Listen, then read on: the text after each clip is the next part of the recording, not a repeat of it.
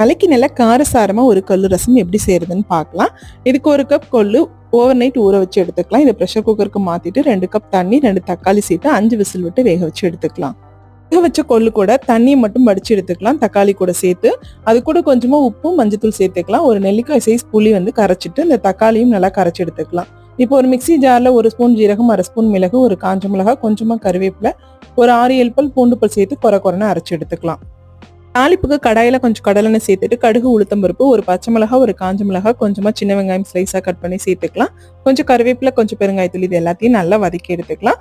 இப்போ கரைச்ச கரைசலையும் உள்ள சேர்த்து தேவையான அளவுக்கு தண்ணி ஊத்திட்டு நல்லா கொதிக்க வச்சுக்கலாம். 5-7 நிமிஷம் நல்லா கொதிக்கட்டும். இப்போ நல்லா கொதிச்ச பிறகு ஸ்டவ் ஆஃப் பண்ணிட்டு நம்ம அரைச்ச மிளகு சீரகத்தை இது கூட சேர்த்துடலாம். கொஞ்சமா கொத்தமல்லி தூவிட்டு நல்லா ஒரு மூடி போட்டு 5 நிமிஷம் ரெஸ்ட் கொடுத்துடலாம். ஓப்பன் பண்ணி பார்த்தீங்கன்னா ஒரு சூப்பரான ஹெல்தியான கொள்ளு ரசம் ரெடி. சுட சுட சாதத்து கூட போட்டு சாப்பிட்டீங்கன்னா வேற லெவல்ல இருக்கும்.